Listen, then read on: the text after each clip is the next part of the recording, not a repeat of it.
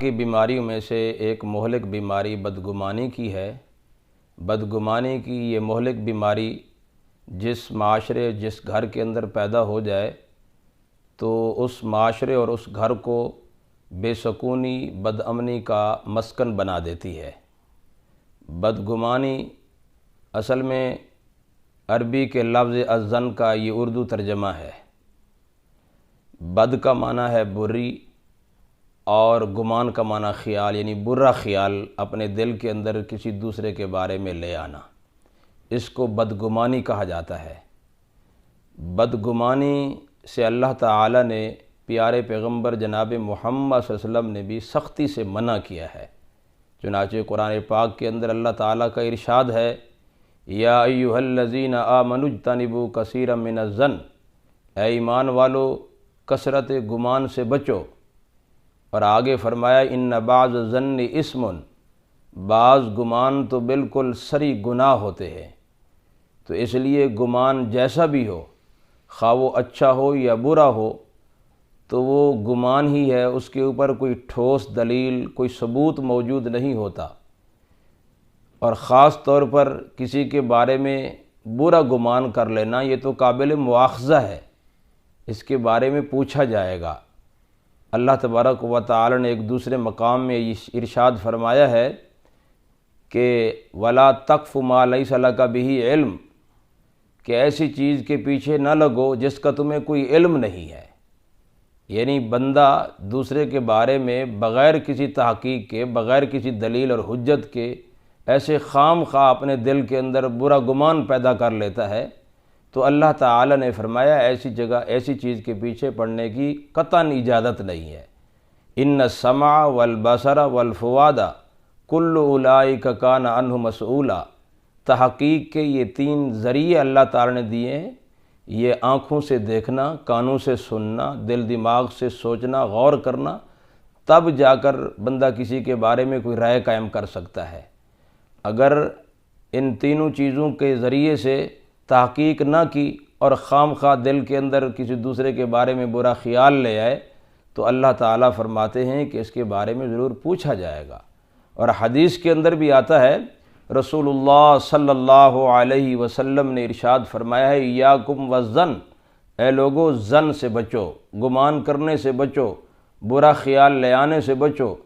ان الظن اکذب الحدیث، یقیناً یہ ظن جو ہے یہ تمام گناہوں میں سے اکذب، یہ بہت بڑا جھوٹ ہے، بہت بڑا جھوٹ ہے۔ تو لہٰذا ہمیں اس جھوٹ سے اجتناب کرنا چاہیے۔ آج ہم معاشرے کے اندر جب دیکھتے ہیں، خاص طور پہ گھروں کے اندر جو جھگڑے پیدا ہوتے ہیں وہ بدگمانی کی وجہ سے پیدا ہوتے ہیں۔ ساس بہو کا جھگڑا جو ہے وہ اگر اس کے پیچھے تحقیق کی جائے، دیکھا جائے تو یہ بدگمانی کی بنیاد پر کھڑا ہوتا ہے۔ اگر ساس نے اپنے بیٹے کو کسی کام کے لیے علیحدہ بلا ہی لیا ہے تو بہو کے دل میں خیال آ جاتا ہے کہ میرے خلاف کوئی پلاننگ اور کوئی میٹنگ ہو رہی ہے، کوئی سازش کر رہے ہیں۔ حالانکہ اس کو خیال کرنا چاہیے کہ جب میں نہیں آئی تھی اس گھر کے اندر تو پہلے بھی آپس میں باتیں کرتے ہوں گے، بیٹھتے ہوں گے، تو اس وقت کیا آیا یہ بہو کے خلاف ہی باتیں ہوتی رہتی ہوں گی؟ قطعاً نہیں۔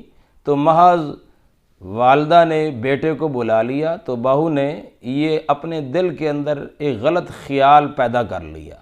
اسی طریقے سے بیٹا اگر بازار سے کوئی چیز لے کر سیدھا اپنے کمرے میں چلا گیا اور ماں نے دیکھ لیا تو اس کے دل میں برا خیال پیدا ہو گیا کہ یہ اپنی بیوی کے لیے سب کچھ لے کر آتا ہے، پہلے تو ایسا نہیں تھا، معلوم ہوتا ہے کہ میری بہو نے اس کو سکھایا ہوگا۔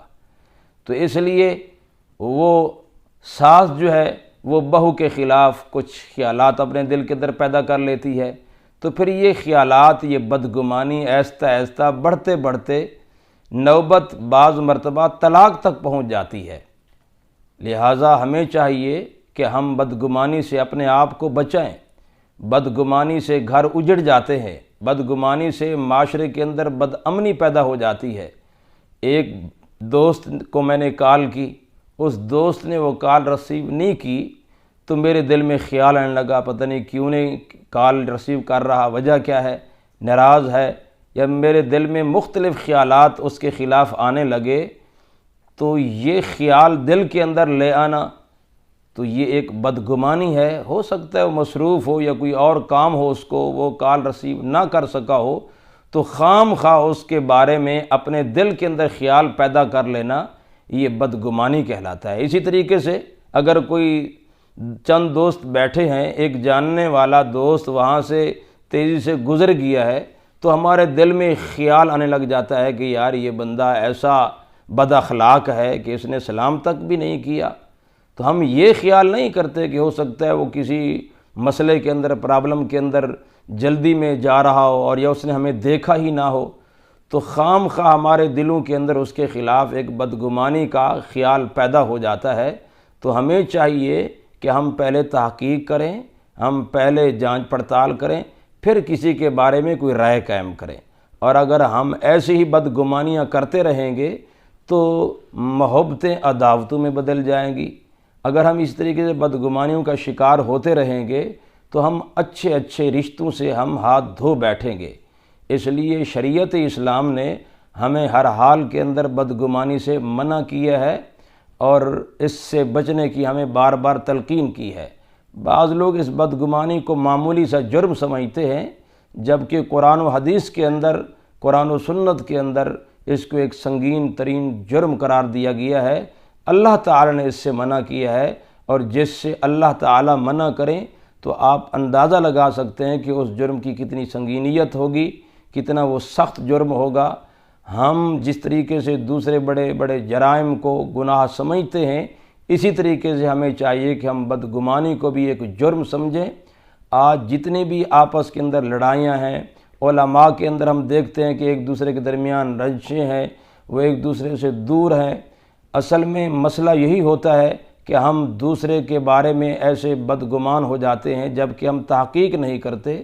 ایک عالم کے بارے میں ہم نے کوئی بات سنی، کسی نے کوئی بات کہی، وہ عالم موجود ہوتا ہے، اس سے پوچھنے کی بجائے، اس سے تحقیق کرنے کی بجائے ہم اس کے بارے میں غلط رائے قائم کر لیتے ہیں کہ یہ واقعی بندہ ہے ہی ایسے، ہم اس کے بارے میں فتوے دینے شروع کر دیتے ہیں۔ تو ہمیں ایسا نہیں کرنا چاہیے، اسی کا نام بدگمانی ہے، اور بدگمانی سے ہمیں بچنا چاہیے۔